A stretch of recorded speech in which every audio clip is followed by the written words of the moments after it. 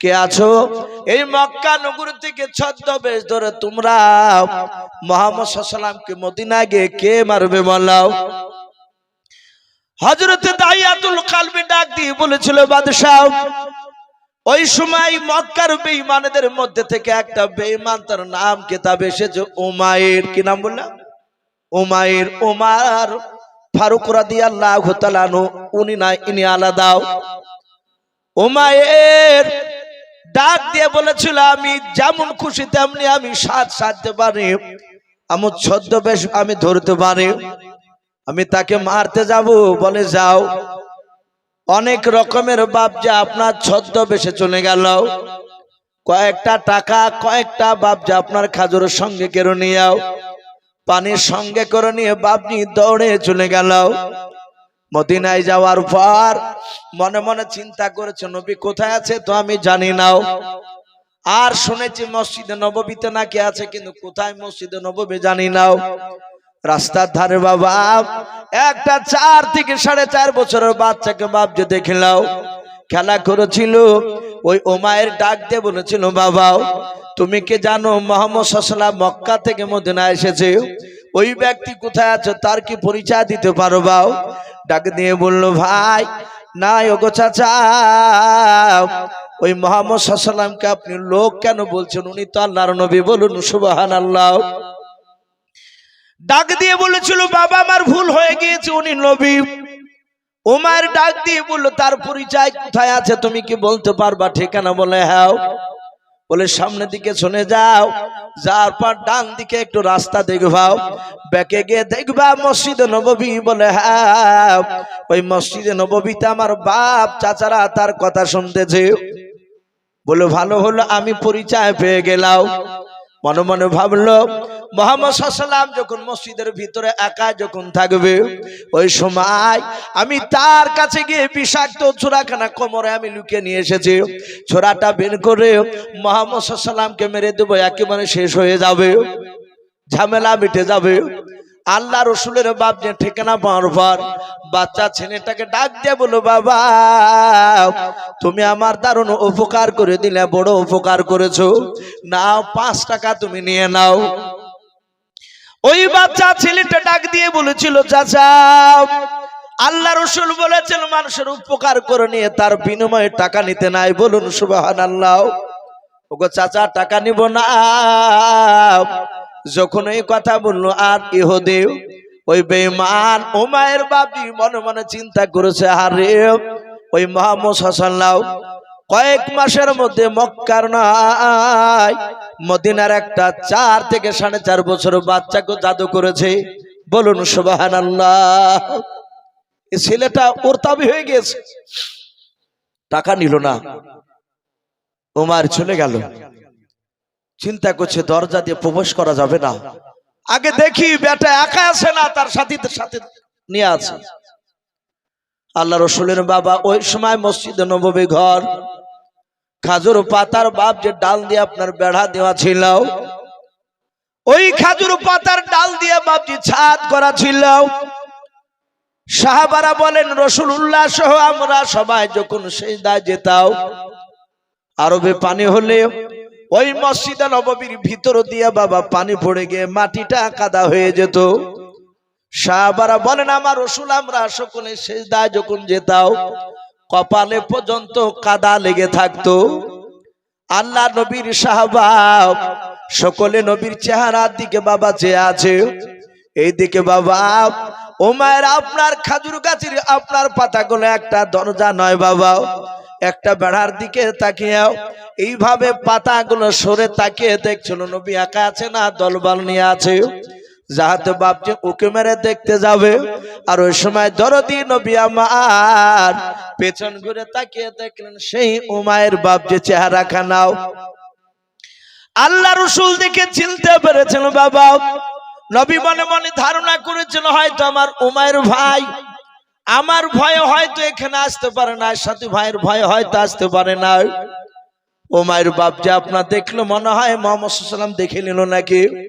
আল্লাহর নবী বলেন, সাহাবারা এই মুহূর্তে তোমরা এখান থেকে তোমরা চলে যাও, সব সাহাবারা বাপজি চলে যাচ্ছে। আল্লাহ রসুল বলেন, ওরে সাহাবারা পেছন দিকে ঘুরে ঘুরে কেন দেখছো বলো? হুজুর, আপনার কাছ থেকে যেতে আমাদের মন চাইলাও, কিন্তু উপায় নাই, নবীজি আপনি বাড়ি যেতে বলেছেন। আল্লাহর নবী বলেন, এখন চলে যাও, কিছুক্ষণ পর আসবাও। যাতে সাহাবারা চলে গেলেন, আল্লাহর নবী আমার পেছন দিকে এইভাবে ঘুরে ডাক দিয়ে বলেছিলেন, ওরে আমার উমায়ের ভাই,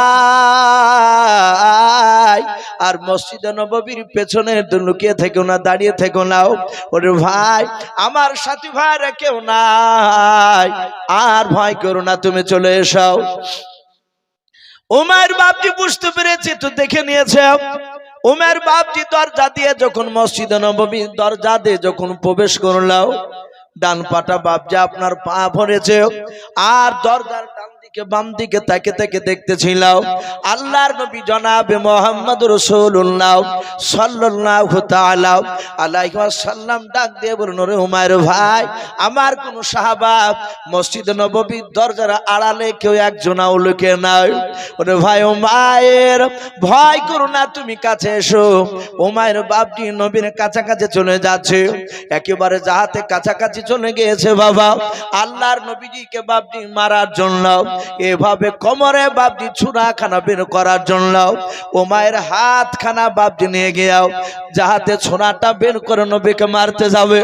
আল্লাহর নবী জনাবে মুহাম্মদ রাসূলুল্লাহ সাল্লাল্লাহু তাআলা আলাইহি ওয়াসাল্লাম ডাক দিয়ে বলুন, ওরে আমার উমায়ের ভাই, তাড়াতাড়ি বলো, আজ 3 মাস পার হয়ে গেছে রে ভাই, মক্কা থেকে মদিনায় আসা আবার। ওরে ভাই উমায়ের ভাই, মদিনা থেকে আমি এখনো মক্কার জমিন আমি আর পা দিতে যাইনি রে ভাই, তাড়াতাড়ি বলো, তোমার মা যে বিছনাগত হয়ে পড়েছিল, তোমার আব্বা যে অসুস্থ হয়ে পড়েছিল, ওরে ভাই উমায়ের তাড়াতাড়ি বলো, তোমার আব্বা মা কেমন আছে বলো। উমায়ের বাপ যে ছোড়াখানা বের করতে গিয়ে আর বের করলো না। নবী আমার এক এক করে বাবা মক্কার যারা অসুস্থ ব্যক্তি ছিল, যারা বৃদ্ধ মানুষ ছিল বাবা, যারা বৃদ্ধা মহিলা ছিল, আল্লাহর নবী এক এক করে বাপজি নাম করে এবং যার চাচা হয় যে সম্পর্কে এবং মামা হয় এবং বাপজি বোন হয় সে সম্পর্ক দিয়ে রাসূলুল্লাহ মিষ্টি আওয়াজে ডাক দিয়ে বলছিলেন, ভাই উমায়ের বলো, অমক অমক অমক ব্যক্তি কেমন আছে বলো। হযরত উমারের বাপজি দিলটা বাপজি নরম হয়ে গেল। উমার মনে মনে চিন্তা করেছে, আরে এই লোকটাকে আমরা মক্কা নগরে চিনতে পারি নাই, আমরা তাকে পাথর দিয়ে নাই, আমরা তলোয়ার নিয়ে ঘুরেছিলাম, গোল করে ঘেরাও করে নিয়েছিলাম। যে দিনকা মুহাম্মদ সাল্লাল্লাহু আলাইহি ওয়াসাল্লামকে মক্কা থেকে তাড়িয়ে দিয়েছিলাম, এর উচিত ছিল ওর সাহাবাদেরকে লেলিয়ে দিয়ে আমার উপর অত্যাচার করাও, কিন্তু আমাকে অত্যাচার না করে উল্টো আমার মা বাপের খবর নিচ্ছে। ডাক দিয়ে বলেছিল, হুজুর দয়া করে আমাকে মাফ করবেন, আপনাকে আমি দেখেন বিষাক্ত ছুরা নিয়ে মারতে এসেছিলাম। নবী গো, আজ চিন্তা পেরেছে আপনি দরদি নবী, মায়ের নবী, রহমতের নবী গাও, আপনি ক্ষমা করে দিয়াও, আপনার কলমা পড়ে মুসলমান বানিয়ে আনেন, বলুন সুবহানাল্লাহ।